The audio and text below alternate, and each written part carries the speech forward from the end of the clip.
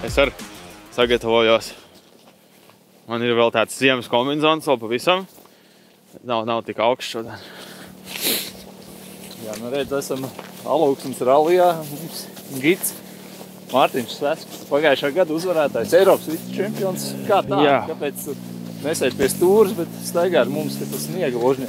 Nu redz, kaut kā sanāk, jo tie projekti un tie gadu plāni paliek arvien lielāki un starptautiskāki. Tajās mājās sanāk rētāk uzbraukt, bet jā, nu tā šodien es piehaltūrē ar jums pa gidu un nedaudz parunāsimies. Centīšos apstāstīt no malas, kas tad ir tajā rallija virtuvē notiek, jo jā, pats es neesmu ļoti ilgi rallija no malas skaties, tiešām ļoti ilgi, bet nu šoreiz bija nedaudz cits stāsts. Mums bija jau sen ieplānota testu sesija Somijā ar Toyotas nesen izražoto Rallija 2 automašīnu. Līdz ar to tad šoreiz bija jādod priekšroka plāniem un skatam par Eiropas un pasaules čempionātu, un tad Alūksne šoreiz izpalika. Mārtiņam beidzot ir iespēja uzreiz pēc finiša noskaidrot, kā braucējiem gājas trasē. No zēni, kā iet? Kas tev pazuda kaut kāds pārnus? Bet 5. ir? 5. es nezinu. Kaut kas nav. Nu labi. Davai, Džek, tiekāts servisā. Klausies, Jūt, mēs tev 6. ātrumposma finišā satikām. Teici kaut kas ar kārvu, bet es tā nevarēju saprast, kaut kā jūs tur slīdējāt. Jā, es kļūdījos, tas tomēr ir redaktors. Priekšējais. Bet, tā kā viss jūs sataisīsiet? Jā, mums viss rezerves daļas līdzi. Vecām mašīnām viss ir līdzi. Viss ir salasīt. Mana rezerves mašīna, rezerves daļa mašīna. Viņš ir tagad viņš tūlītās noņems. Viņš nezinās to? Viņš nezinās. Radžu garums kādām jūs braucam? Mēs braucam mazajām 7 mm radzējiem. Tā kā Latvijas čempionāts 7 mm brauc, tad pārējie igauņu kolēģi brauc ar 8 mm. Okay. Un tur Samsonas saka par to, ka viņš kaut kāds doks brauc ar 9 mm. Okay. Mēs rallija ietvaros vācam ziedojumus priekš džipa, ko nosūtīt Ukrainas aizstāvjiem. Mēs paši arī viņu vedam, aizvedīsim. Ukrainietis, kas ir atbraukuši pie mums uz Alūksni, kara ietekmē, vāra mums boršu.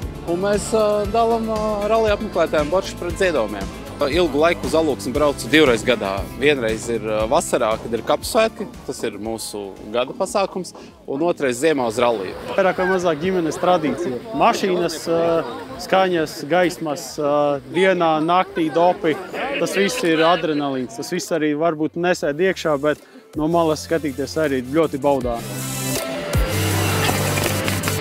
Noslēdzošie posmi norisinās jau pēc saulrieta. Apmēram 2 km pirms starta braucējiem pēdējie sagatavošanās darbi. Organizators ir, piemēram, salīdz šo te laika grafiku, ņemot vērā sportistu tās vajadzības, ka ir jāpārbauda mašīna, jāuzģērb ķiveres. Tad vienmēr ir ieliks tāds nedaudz rezerves laiks. Un tāpēc vienmēr 1,5–2 km pirms ātrumposma starta vienmēr apstājās, sagatavojās un tad startē. Čau. Kā vispār? Īstais nastrojas un braukšana? Ir baigi forši, baudam.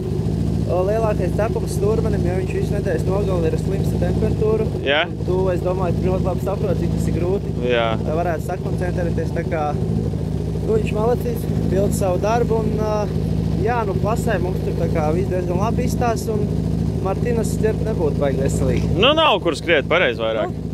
Nav īsti pareizi. Pirms pēdējā posma Emīls Blums kopvērtējumā ir 2. pozīcijā. No līdera lietuvieša Martina Samsona viņš atpaliek 8,2 sekundes. Ātrumposma garums 9 km. Finišā gaidām uzvaras priekus lietuviešu izpildījumā. Nē!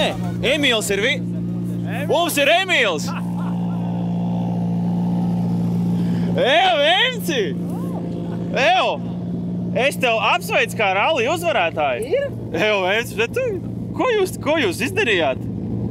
Es strījām. Emčukiņu, vračukiņu. Es tādēļ, ka Tītis bija visu ralliju slims un man bija kaut kas viņam jāuzdāvina labs. Bet labais, Kā ir normāli, ne?